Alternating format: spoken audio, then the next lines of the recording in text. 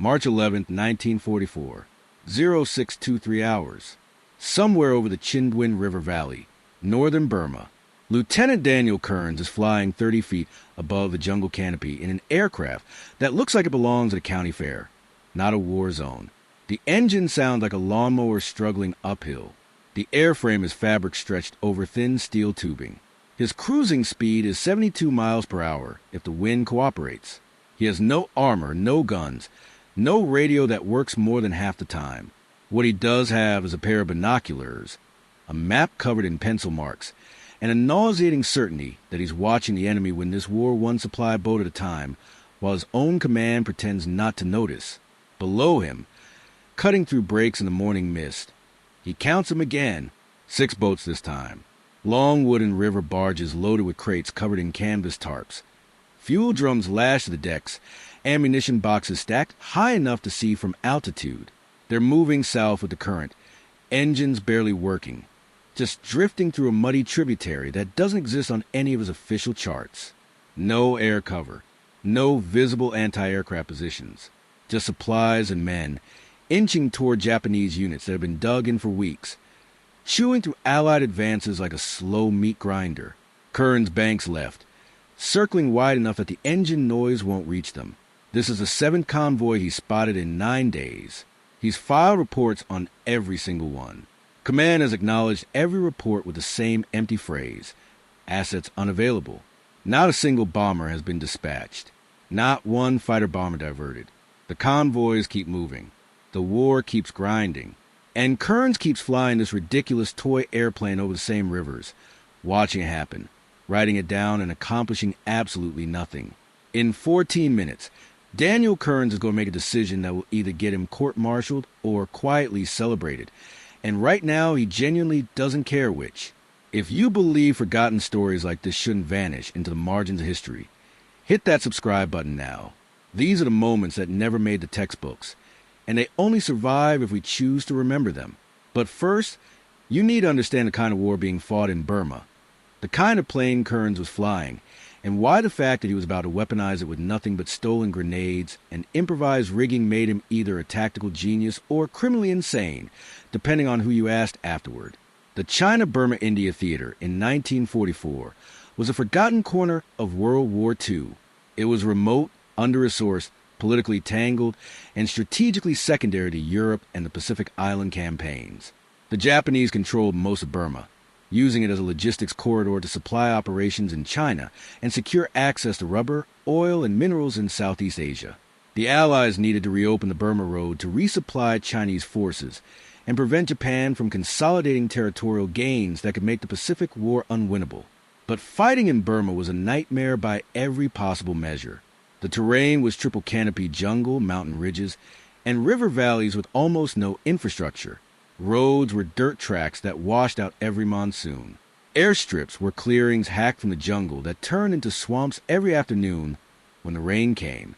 Supplies had to be flown over the Himalayas on a route called the Hump, where weather, altitude, and mechanical failure killed transport crews at a rate higher than some combat zones.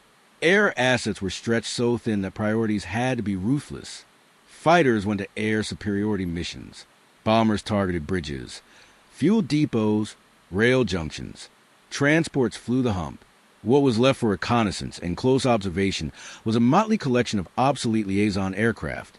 Slow, unarmed, undergun planes designed to spot artillery and evacuate wounded, not engage the enemy. The Piper L-4 Grasshopper was one of those planes. It was a militarized version of the Piper J-3 Cub, a civilian trainer adapted for scouting and casualty evacuation. It weighed 1,200 pounds fully loaded. It had a 65-horsepower Continental engine that could push it to a maximum speed of 85 miles per hour in level flight. If you were lucky, it could take off in under 200 feet and land in less than 300. The wings were fabric over wooden ribs. The fuselage was steel tubing wrapped in more fabric.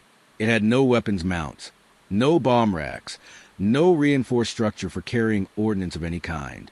It was designed to fly low and slow over active battlefields, observe enemy positions, relay coordinates to artillery units, and disappear before anyone shot at it.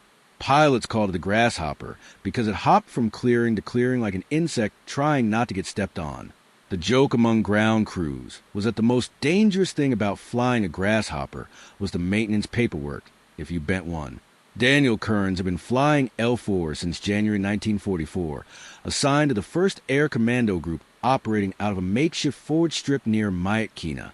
He was 24 years old, raised in Amarillo, Texas, a licensed civilian pilot before Pearl Harbor who joined the Army Air Forces in early 1942 expecting to fly fighters or bombers. Instead, he got liaison duty because his flight instructor noted in an evaluation that he demonstrated exceptional low-altitude handling and instinctive situational awareness better suited to observation work than combat flying. Translation: he was too cautious and methodical to be a fighter pilot. Kerns didn't complain. He flew what they gave him. For the first 6 weeks, that meant repetitive, mind-numbing reconnaissance over the same river valleys and jungle clearings. He mapped Japanese positions. He counted vehicles and troop movements. He noted supply caches and defensive emplacements. It was essential work. It was also soul-crushing in its monotony and futility, because most of what he reported never got acted on. Then he started noticing the boats. Japanese logistics in northern Burma relied heavily on river transport. Roads were too vulnerable to airstrikes and monsoon washouts. Railways were limited and heavily targeted. But the rivers, the dozens of tributaries feeding into the Irrawaddy and Chindwin systems, were natural highways moving through jungle so dense that aerial observation was nearly impossible and bombing runs were high-risk, low-reward gambles. A pilot had to know exactly where to look, fly low enough to see through the canopy, and be slow enough to actually spot movement in the chaos of green below. Kerns flew low enough and slow enough to see things faster planes missed. He started mapping the river networks himself, noting patterns that weren't in the intelligence briefs. Boats moving at dawn and dusk. Convoys spaced irregularly to avoid looking like coordinated military targets. Crates covered in tarps to obscure their contents. Small outboard motors or just drifting with the current to minimize noise and smoke. He reported every sighting. Filed detailed intelligence summaries with coordinates, estimated cargo, direction of travel. The responses were always the same. Noted, bombers unavailable. Continue observation. By early March, Kerns had logged 19 sightings, 0 follow-up strikes. The reason was brutally logical from a command perspective. Bomber missions required fuel, ordnance, crew hours, and risk. Targets had to meet a threshold of confirmed value. A few supply boats drifting down jungle rivers didn't qualify. It would take a full squadron, hours of planning, weather coordination, and fighter escort, all to hit targets that might scatter or hide by the time the strike package arrived. The cost-benefit analysis didn't justify it. But Kerns wasn't thinking in terms of cost-benefit analysis. He was thinking about what those supplies were doing when they reached their destination. Ammunition for machine gun nests that pinned down Allied infantry. Fuel for trucks that repositioned Japanese artillery. Medical supplies that kept enemy units operational. Food that allowed them to hold positions for another week. Every boat that slipped through meant more Allied casualties downstream. On March 10th, Kerns watched another convoy drift past. 6 boats. Fuel drums visible under loose canvas. Moving south at maybe 4 knots. He circled twice, took notes, flew back to base, and filed his report. The response came back within an hour. Acknowledged. Maintain observation schedule. That night, sitting alone in the tent he shared with 2 other pilots who were out on patrol, Kerns pulled out his hand-drawn river map and marked every convoy sighting he'd recorded over the past 2 months. The pattern was impossible to miss. The Japanese were moving supplies at predictable intervals along specific routes, using tributaries that branched off the main waterways, relying on jungle cover and the calculated assumption that nobody would waste resources attacking such low-value targets. One of the other pilots, Lieutenant Harris, came back early and saw Kerns staring at the map. He asked what he was working on. Kerns said he was trying to figure out how to stop the convoys. Harris laughed and said unless Kerns was planning to throw his binoculars at them, there wasn't much a Grasshopper could do. The plane had no weapons, no payload capacity, barely enough power to carry a pilot and a map case. Kerns didn't laugh. He asked a hypothetical question instead. What if you could mount something on a grasshopper? Something light. Something you could drop without needing a bomb sight or complex release mechanism. Harris looked at him like he'd lost his mind. He said the L-4 wasn't rated for external ordnance. The airframe couldn't handle the weight or the aerodynamic stress. The engine didn't have enough power margin. And even if you could rig something, the plane was too unstable for accurate weapons delivery. You'd probably kill yourself trying. Kerns nodded, thanked him for the input, and didn't bring it up again. But he also didn't stop thinking about it. The next morning, March 11th, Kerns went looking for the base supplies sergeant, a resourceful scrounger named Kowalski, who had a reputation for obtaining things that officially didn't exist. Kerns asked casually if there were any grenades available, not for combat use, just for testing a theory about weight distribution and release mechanisms. Kowalski stared at him for a long moment, then asked what kind of theory required live grenades. Kerns said he wanted to understand how different munitions behaved when dropped from low altitude at low speed. Kowalski didn't buy it, but he also didn't ask more questions. He walked over to the supply crate, rummaged around, and pulled out 6 M15 white phosphorus grenades. Incendiaries. They produce intense heat and thick white smoke on detonation, designed for marking targets or creating smoke screens. He handed them over and said if anyone asked where they came from, Kowalski had never seen them, and this conversation never happened. Kerns took the grenades back to his aircraft and spent the next hour staring at the Grasshopper structure, trying to figure out how to attach explosive devices to an airframe made of fabric and hope. The L-4 had no hardpoints, no bomb racks, no reinforced sections designed for carrying weapons. The fuselage was steel tubing wrapped in dope fabric. The wings were wooden ribs covered in cloth. There was nothing remotely resembling a weapons pylon, but there was a passenger seat, and there was a small baggage compartment behind the pilot's position. Kerns removed the passenger seat entirely, which saved roughly 40 pounds and gave him room to work. He used parachute cord, the same stuff used to rig supply drops, to fashion a crude release system. He tied the 6 grenades in 3 pairs, looped the cords over a wooden crossbar wedged into the baggage area, and ran pull cords forward to the cockpit, where he could reach them while flying. Pull the cord, the loop releases, the grenades drop free. No aiming mechanism, no safety interlocks, no way to test it without actually doing it. He told no one what he was planning. At 0610 hours on March 11th, Daniel Kerns filed a standard reconnaissance flight plan and took off. The Grasshopper climbed sluggishly under the extra weight, laboring harder than usual. The engine temperature gauge climbed into the yellow zone faster than normal. The airspeed indicator read 5 knots slower than it should have. The aircraft pulled slightly to the left on climb out, and Kerns had to apply constant right rudder to keep it coordinated. But it flew. That was enough.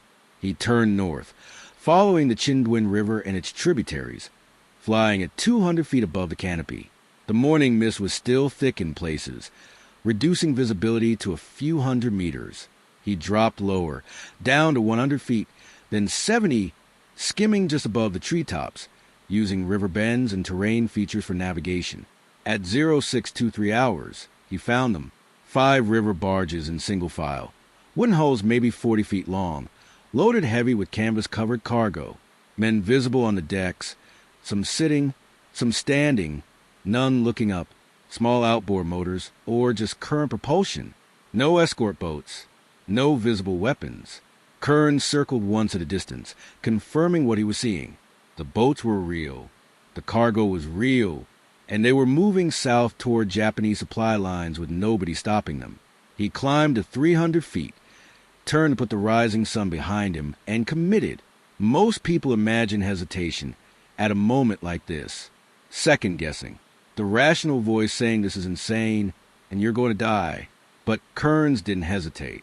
He'd spent 9 days watching convoys slip through while men died on the ground for lack of air support. He'd filed 19 intelligence reports that went nowhere. He'd asked for help and been told resources weren't available. So he stopped asking and started acting. He pushed the throttle to maximum, nosed over into a shallow dive, and descended toward the river at 30 degrees angle. The Grasshopper isn't built for aggressive maneuvering. It's a docile trainer optimized for stability and forgiveness, but at low altitude with minimal weight and full throttle, it responds faster than anything with its power-to-weight ratio has any right to. Kerns came in from the east out of sun, descending from 300 feet to 70 feet in roughly 8 seconds. The lead barge filled his windscreen. He could see individual men now, faces turning upward, hands pointing. No panic yet, just confusion. Nobody expected an attack from a fabric-covered observation plane. At 80 feet altitude and 60 knots airspeed, Kerns yanked the first pull cord. 2 grenades dropped free, tumbling through the air with no fins, no stabilization, just gravity and forward momentum. They hit the water 15 feet ahead of the lead barge and detonated on impact. White phosphorus burns at 5,000 degrees Fahrenheit. It ignites instantly on contact with air and continues burning underwater unless fully submerged. The twin detonations sent up columns of white flame and choking smoke that rose 20 feet above the river surface. The lead barge, still moving forward at 4 knots, drifted directly into the chemical fire. The wooden hull caught immediately. The canvas coverings ignited like they'd been soaked in gasoline. Men started diving overboard. The outboard motor choked and died. Within seconds, the entire front half of the barge was engulfed in flames that no amount of river water was going to extinguish because phosphorus doesn't care about water. Kerns didn't stay to watch. He pulled back hard on the stick, climbing in a steep turn that pushed the Grasshopper to the edge of a stall. The airframe shuddered. The engine coughed once but kept running. He leveled out at 400 feet, banked left in a wide circle, and set up for a second pass. The second barge had stopped moving. The crew was trying to push away from the burning lead boat with poles, but the current was shoving them together. Kerns lined up from a different angle this time, coming in from the north to avoid flying through his own smoke. He descended to 50 feet, steadied the nose, and released a second pair of grenades. One grenade hit the water short and detonated harmlessly. The other hit the deck of the second barge directly. The explosion was smaller, only 1 grenade, but the effect was devastating. White phosphorus splattered across wooden planks and canvas cargo. Fire spread in every direction at once. Whatever was in those crates burned fast and hot, sending up thick black smoke that towered into the morning sky. Men abandoned ship. The barge began listing as water poured through seams opened by the blast. The remaining 3 barges were scattering now, which at 4 knots in a narrow jungle river means almost nothing tactically, but everything psychologically. Crews were panicking. One boat ran aground trying to reverse course. Another was attempting to reach the far bank. Kerns came around for a third pass, descended to 40 feet, and released his final pair of grenades. Both hit the third barge just above the waterline. The dual detonation tore through the wooden hull and ignited whatever fuel or munitions were stored inside. The explosion was significantly larger this time, not just phosphorus, but secondary detonations that sent debris arcing through the air. The barge broke in half and sank within 90 seconds. Kerns climbed to 600 feet and circled the scene. Below him, 3 barges were burning or sinking. One was grounded and abandoned. The 5th had turned back upriver, crew paddling frantically. Black and white smoke columns rose into the sky, visible for miles. Men were in the water, swimming for the jungle banks. The entire engagement had lasted less than 5 minutes. Kerns turned southwest and flew back to base. His hands were trembling on the stick, not from fear but from adrenaline shock and the delayed realization of what he'd just done. He'd attacked an enemy convoy in an unarmed observation plane using improvised weapons and homemade release mechanisms. He'd violated standing orders, modified his aircraft without authorization, and engaged in combat without clearance. And it had worked. He landed at 0704 hours, shut down the engine, and sat in the cockpit for a full minute before climbing out. When he finally did, he stood next to the aircraft staring at the empty baggage compartment where the grenades had been rigged.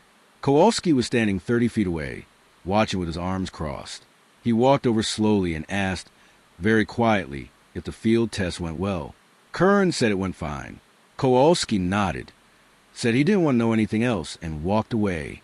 Kerns filed his reconnaissance report at 0730 hours. The language was deliberately bland. Observed enemy supply convoy on Chindwin River tributary. Coordinates attached. 5 vessels engaged and neutralized using incendiary ordnance. No enemy resistance encountered. Convoy activity disrupted. He did not specify what kind of incendiary ordnance.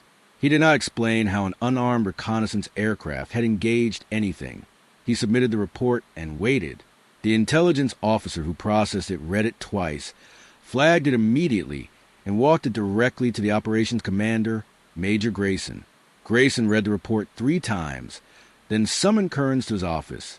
Grayson asked very slowly what the hell Kerns was talking about.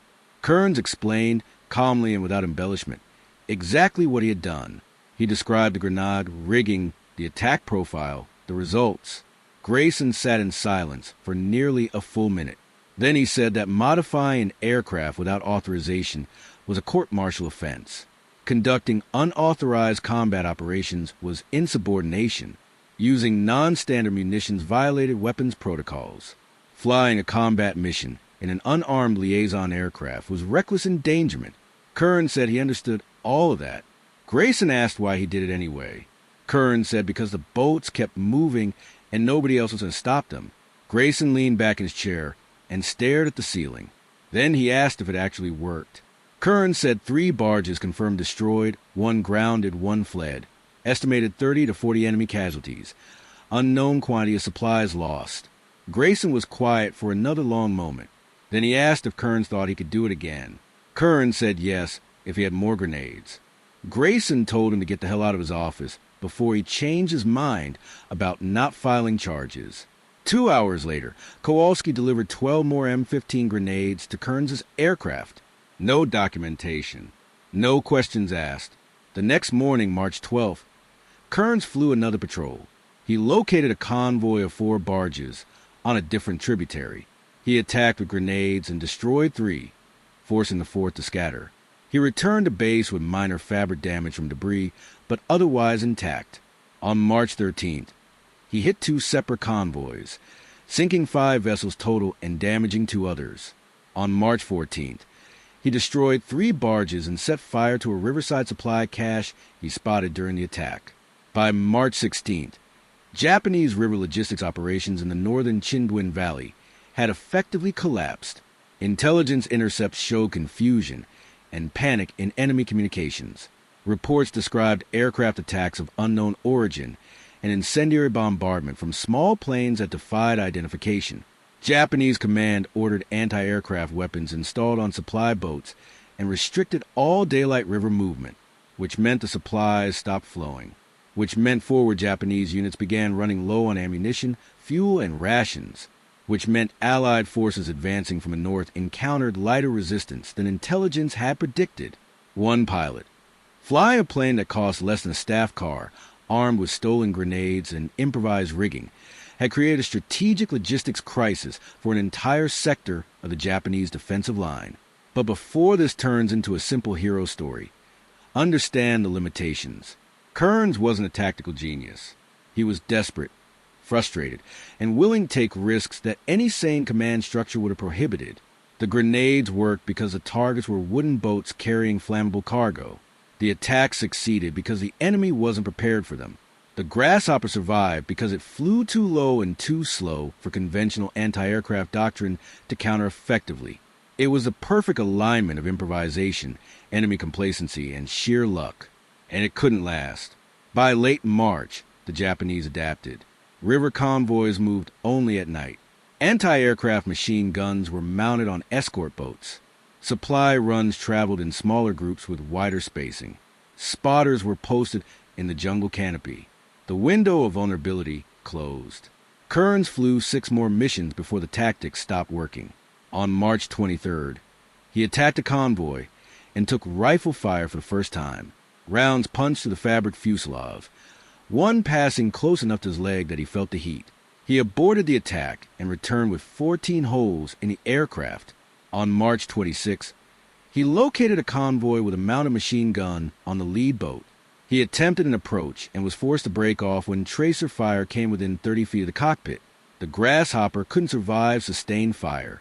One lucky hit to the engine or fuel tank, and he was done. On March 29th, He flew a reconnaissance sweep and found no convoys at all. The rivers were empty. The enemy had shifted to nighttime operations and overland transport. The improvised air campaign was over. In 19 days, Daniel Kerns had flown 24 unauthorized combat missions in an unarmed observation aircraft. He had destroyed or damaged approximately 30 enemy supply vessels. He had caused logistical disruptions that delayed Japanese operations across a 60-mile front, and he had done it with equipment and tactics that cost, in total, less than $300. The official response was complicated. Command couldn't publicly acknowledge that a pilot had been conducting rogue attacks in a modified liaison plane using stolen munitions. It set a terrible precedent. It undermined command authority. It raised uncomfortable questions about oversight and control, but they also couldn't ignore the results. In April 1944, Daniel Kerns was quietly awarded the Distinguished Flying Cross. The citation was deliberately vague, referencing extraordinary achievement in aerial operations with no specifics about what he'd actually accomplished. He was transferred stateside to a training command in May, officially for instructor duty, unofficially to get him out of theater before anyone started asking detailed questions that command didn't want to answer. He never flew combat again.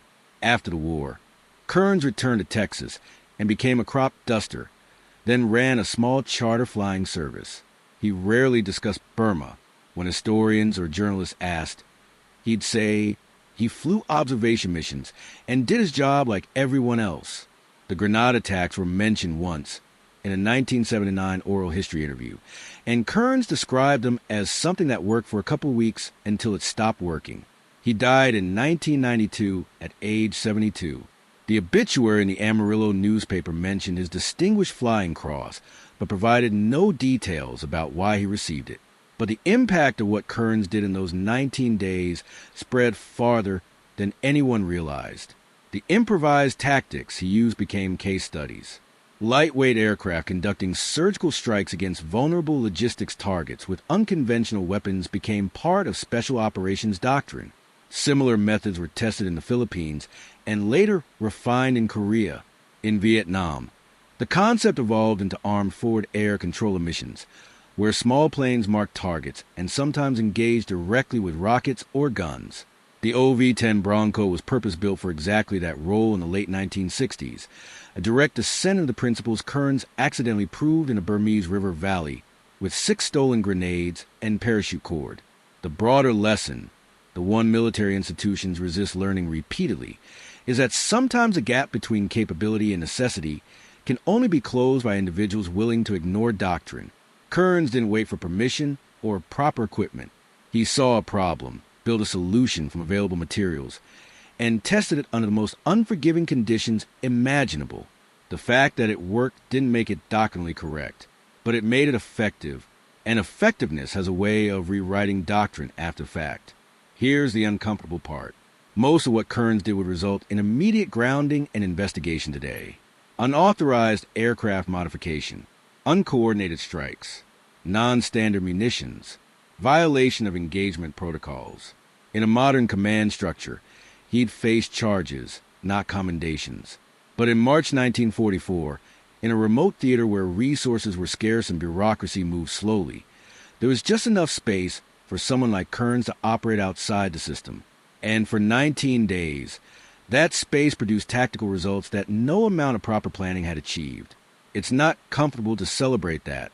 It raises hard questions about the balance between initiative and discipline, about when individual judgment should override institutional control. There are no clean answers. But if we erase moments like this because they don't fit the narrative of orderly warfare, we lose something crucial. We lose the evidence that when systems fail to deliver, people find ways to succeed anyway. We lose the reminder that innovation often happens in spite of structure, not because of it. Daniel Kerns didn't change the war. He changed a few weeks of it in one small sector.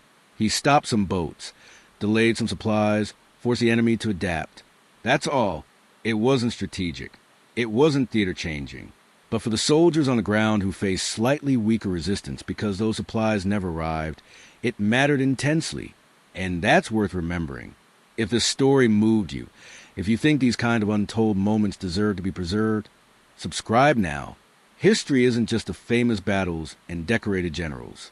It's also the mechanic who scrounged grenades and the pilot who flew them into combat on parachute cord. Drop a comment telling me where you're watching from and what you have done in Kerns' position. Hit that like button if you stayed to the end, because it tells me you care about the details and the real human decisions behind the headlines. Next time, we're covering the ship that absorbed 14 torpedoes and refused to sink, the damage control team that rewrote naval engineering on the fly, and the 16 hours that changed how navies thought about survival. You won't want to miss it.